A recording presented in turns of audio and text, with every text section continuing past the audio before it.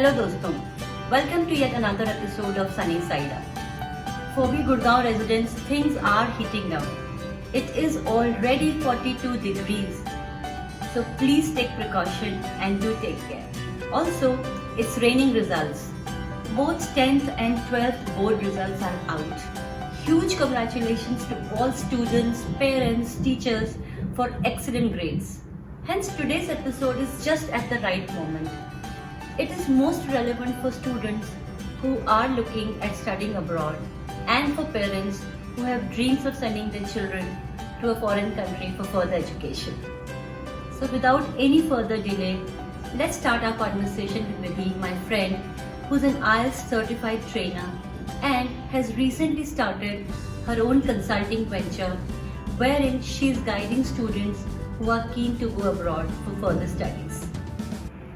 Welcome to Sunny Side Up, Vidhi.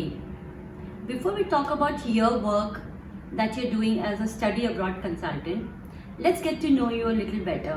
अपने बारे में कुछ बताओ. Yeah, hi, I'm Vidhi. I belong to Delhi, so I'm a Delhiite, typical Delhiite. I was born and raised in Delhi. I did my education in Delhi. So we can say that yes, I'm a pataka from Delhi. I am like enjoying my life, enjoying my family also. I am a mother to two sons. One is of 15 years and another is of 13 years. They are naughty, but yes, they are supposed to be who they are. Okay, so a Delhi bred girl, तो गुड़गांव कैसे पहुँचे? So Gurgaon पहुंचे क्योंकि जब we were exploring some new opportunities for us. Like the children were growing up and we knew that अब जो हमारे पास में resources हैं, they are not going to be enough for us. So of course we need to grow.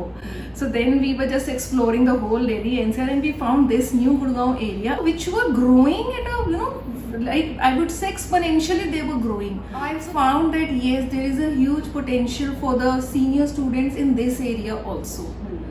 Great. So from teacher to being an entrepreneur, and that also your focus is education. So what does your venture do? क्या करते हो? See, I would say that I am a study abroad consultant. अब study abroad consultant का मतलब जो अगर हम first time सुनते हैं तो हमें ये लगता है आज हम इसके पास अपने बच्चे को लेकर गए तो इससे तो हमें कनाडा या ऑस्ट्रेलिया भेज ही देना है, right? But no, this is not the case with us. If the parents are keen to send the children abroad, then in India also we are having so many universities and so many courses are there. So why not just give them all the options? See, in India, if you are coming to me, these are the options. If you want to go abroad, these are the options. This is the budget in India. This is the budget abroad. Let them decide. Let them come back to me. And I'm proud to say that I have 100% conversion ratio. Wow. I think this is due to honest guidance which I give to them. You spoke about a platter full of opportunities for students today, and you have observed education from a close quarter. तो ये बताओ तुम्हें क्या फर्क दिखता है आज और आज से 10 साल पहले के एजुकेशन सीन में? आज की डेट में हमारे पास में इतनी सारी ऑप्शंस है, not only for commerce, science और आर्ट्स. इनके भी डिफरेंट हमारे पास में वो बन गए हैं, चैनल्स बन गए हैं. 10 years back these options were not there. 12th के बाद children are taking 1 year gap, 2 years gap, which was not at all common 10 years back. 10 years back अगर किसी ने drop ले लिया, gap ले लिया, oh my god, he is a failure. But now it is a trend. Means मेरे पास जो बच्चा आ रहा है, हर दूसरा बच्चा, मैम मेरा gap है 1 year का, मैम मेरा gap है 2 years का. So what have you done in that 1 year 2 years? That matters. अगर आपने 1 year 2 years में अपने गैप ईयर में सिर्फ YouTube देखा है, of course you are ruining your future. But yeah, if you have enrolled in some good courses which are enhancing your skill, which are adding to your talent, then it is being counted in India and abroad. So that 2 years gap, 1 year gap is not at all harming you if it is adding to your skill. So taking a gap year has become a trend. But there is another trend जो बहुत prevalent है for the last 8-10 years, which is students wanting to go abroad for further studies. So tell me, which are the countries that you focus on? So we are sending children to Canada, Australia, and then New Zealand, UK, USA. Singapore also. there are less children who opt for Singapore, but if they are willing, we can send to Singapore and Dubai. Okay. So all these areas are here with us. Hmm. And courses तो फिर वही मैं repeat करूंगी, it is depending upon बच्चे का किस चीज़ में interest है. Hmm. So वो most of the time हमारे पास में पहले अपने सब्जेक्ट सिलेक्शन के लिए ही आते हैं. Hmm. सब्जेक्ट सिलेक्शन के बाद में फिर बजट डिसाइड होता है. Hmm. बजट के हिसाब से फिर कॉलेजेस हम डिसाइड करते हैं, क्योंकि लाइक इन इंडिया, जैसे इंडिया में भी हमारे पास में टॉप कॉलेजेस हैं, फिर बी कॉलेजेस, सी कॉलेजेस, अगेन बजट हमारा एक कांस्टेंट इंडिया में भी होता है. इंडिया में भी चाहे तो 50 लाख रुपए से लेके आपके पास में 10,000 रुपए तक के कॉलेजेस हैं. Same go for abroad. वहाँ पे भी हमारे पास में हर लेवल का कॉलेज है, हर लेवल की पढ़ाई होती है. तो आगे बढ़ते हुए बात करते हैं उन बच्चों की जो 100% रिजल्ट नहीं ला पाते, मेरे जैसे एवरेज बच्चे, उनके लिए तुम्हारे पास क्या ऑप्शंस हैं? So Sunita ji, you just I would say just attacked my vein in the heart. Yes, so this was my basically why I ventured into this was because of my son, जिसको मैं मानती हूँ कि वो बहुत brilliant है. He is a gifted child, but yes, वो score नहीं कर पाता. So this was the idea कि जो टॉपर्स हैं उनके लिए तो सब कुछ अवेलेबल है, but what about the children who are below average? उनके लिए क्या अवेलेबल है? तो मैं ये कहूँगी I have expertise in that only. So जितने, अगर अभी मेरे पास में एक प्रोफाइल भी है which we are sending to Canada, जिसको 2 एजेंट्स के साथ में, आई वुड से एजेंट्स ही, उन्होंने रिफ्यूज कर दिया है, उनके यूनिवर्सिटी से रिफ्यूजल आ गए हैं. He was a failure in 12th. अभी मेरे थ्रू उनकी पूरी फाइल लग गई है दोबारा. So that is the kind of work we are doing, क्योंकि बच्चे किसी भी सर्कमस्टांसिस में हो सकते हैं नहीं पढ़ पा रहे हो. मे बी उनका कई बार होता है ना कि रीजन ही चेंज होने से वो वहाँ पे फ्लरिश कर गए. So we are giving that type of opportunity to the children. Percentage is not so important, right? Percentage is not important. Your skill is important. If you are having any skill, एक होता है ना, you should have the passion to do something. अगर वो passion भी है ना तो हम उसको भेज देंगे. Parents are supportive. हम थोड़ा सा कहीं ना कहीं से कोशिश करके एजुकेशन लोन का करा देते हैं.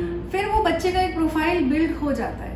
यहाँ पे अब जैसे इंडिया में हमारे पास में होता है कि 3 years बच्चा पहले पढ़ेगा, उसके बाद ही उसकी जॉब लगेगी. But what is the difference now over there कि बच्चे को हमने फर्स्ट ईयर भेजा, बच्चे का फर्स्ट ईयर का ट्यूशन फीस और लिविंग एक्सपेंस पेरेंट्स ने भेजा. From second year the child will start earning himself. यहाँ पे क्या कल्चर है कि 3 years तक बच्चे ने पहले ग्रेजुएशन करी, तब तक उसके पास में कोई भी एक अपॉर्चुनिटी नहीं है that he can go for any internship also. After 3 years of course he has to go for the MBA or masters. Only then he would be eligible for one fresher job. But there, right from the second year, your child is eligible for internship at least, be it unpaid, be it paid. Salary doesn't matter, your connects matter. Moving on, tell me one thing, how soon should a student start preparing if he wants to go to a foreign country for further studies? Yes, Sunita ji. So over here I would suggest कि अगर किसी parent ने सोच ही रखा है कि उनको बच्चों को बाहर भेजना है after 12th, so 9th is an ideal class. 9th is the base for class 12th. तो हम 9th ऑनवर्ड्स बच्चे को कोर्स सिलेक्शन कराते हैं, वहीं से बच्चे की सब्जेक्ट स्ट्रीम्स आ जाती हैं. And then the type of focus जो बच्चे को चाहिए, उसको पता है कि अब मुझे बाहर जाना है, वहाँ पे हम उसको एक्स्ट्रा एक्टिविटीज़, उसके इंटरेस्ट के हिसाब से उसके प्रोजेक्ट्स, किस तरह के उसको सोशल सर्विस, कम्युनिटी सर्विसेज में उसको जाना है. बिकॉज ये जो पूरा एक प्रोफाइल होता है, एक पोर्टफोलियो हमारा आफ्टर 12th यूनिवर्सिटीज़ में सबमिट होता है. With that one letter that is SOPs that goes. अब SOP में लिखने के लिए हमारे पास में कुछ मैटर होना चाहिए.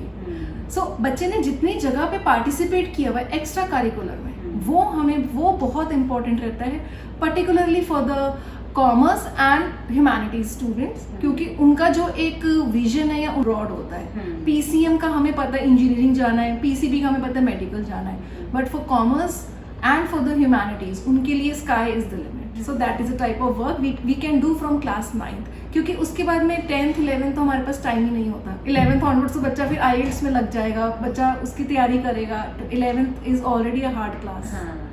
ग्रेट. तो बाहर जाने के लिए obviously I have heard there are these test, right? कुछ एग्जाम्स जिनके लिए बच्चों को प्रिपेयर करना पड़ता है, वो कौन कौन से एग्जाम्स हैं? बाहर जाने के लिए जो प्राइमरीली एक टेस्ट है जो ग्लोबली रिकॉग्नाइज है, that is IELTS. So I am an IELTS trainer certified from Cambridge. वो मैं पूरी अच्छे से बच्चों को तैयारी कराती हूँ. इसके अलावा वी आर हैविंग टोफल, जो बच्चे 12 से छोटे वाले बच्चे होते हैं, बिफोर 16 ईयर्स बच्चे टोफल देते हैं. ऑस्ट्रेलिया में और न्यूजीलैंड में पीटी एग्जाम भी वैलिड होता है. बट देन अगेन आई से कि आईएल्स देना चाहिए, क्योंकि हमें कई बार मोर देन वन रीजन्स को शॉर्टलिस्ट करना पड़ता है. तो IELTS is recognised everywhere. And then in USA we have SAT also, but SAT के साथ साथ भी आईएल्स चाहिए. So IELTS is one primary requirement for each and every university. So you send students abroad, you work with teenagers. So tell me, what is your advice to these young adults when they move to a new country? Moving out. Yes, so one major advice is please जो भी हम YouTubers को follow कर रहे हैं उनको बंद कर दें, क्योंकि वो बहुत ज्यादा ना हमें मिसगाइड करते हैं. They are giving us the wrong signals कि वहाँ पे इतना अच्छा है. Yes, we find that society is very glamorous, या बहुत एडवांस लोग हैं, बट वहाँ पे स्ट्रगल्स उतनी ही हैं. So we have to take an aware decision. You have to be prepared कि वहाँ की लाइफ कैसी होगी. The life is way difficult than what you get in India. So we should be aware and we should take a conscious decision कि हाँ, ये सब कुछ हम सर्वाइव कर पाएंगे. Right, over there you have to take care of each and everything yourself. Your studies, of course, for which you are going, your household chores, for which you will be not having any maid. Then you will be living in a very small room, maybe with a roommate who, you know, like अभी हम अपने brother के साथ भी room नहीं share करना चाहते, वहाँ पे एक मेसी फ्रेंड के साथ हम रूम एंड बाथरूम शेयर कर रहे होंगे. And apart from that, job, आपको पार्ट टाइम जॉब भी करनी पड़ेगी, and your studies should not suffer. So in Canada and in Australia there is no limit on the work hours. So there are even night schools. कि morning में you are doing job and in nights you are attending the schools because you have to earn, and that is the life there. It is not like in India कि आपके parents आपको sponsor कर रहे हैं till your graduation, and even the post graduation they are taking care of your tuition fees, of your hostel fees, and all the maids are there and everything.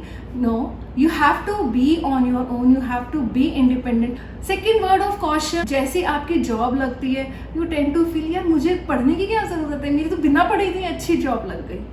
और अगर हम उसको रुपये में कन्वर्ट करते तो it is like oh my God, मतलब ये तो मेरे इतने पेरेंट्स भी नहीं कमा रहे जितना मैं अभी कमा रहा हूँ from the second year.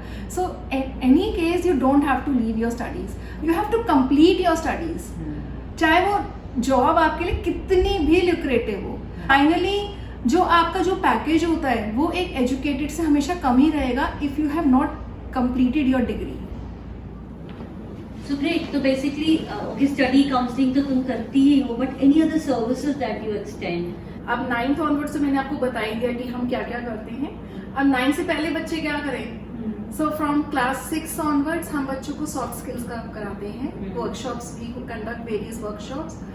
Emotional development उसमें रहता है हमारा, पर्सनालिटी डेवलपमेंट उसमें रहता है, public speaking is on another domain in which we are pushing our students. उसके अलावा टाइम मैनेजमेंट हमारा वर्कशॉप्स होते हैं for the time management, conflict resolution, how to handle bullies, motivation, और आपका हो गया मेडिटेशन भी. We cover some part of the meditation also, because if we are strong from inside then of course we can face anything.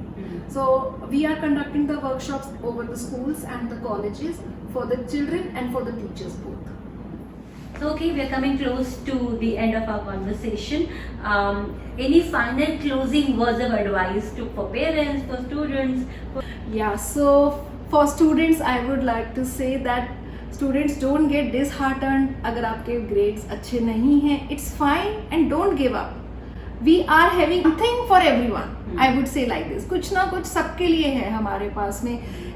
If you are having consistent low grades, if you have flunked in any subject, gap year है, please approach us.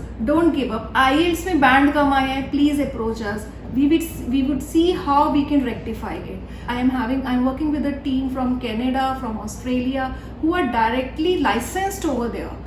And for parents that जो पढ़ाई आपकी India में हो रही है उससे सस्ती पढ़ाई हम बाहर भी करा सकते हैं। अगर बच्चों का विजन बाहर जाने का है तो उनको इस वजह से रोकिए मत। Let them explore the world, let them fly, give them the wings.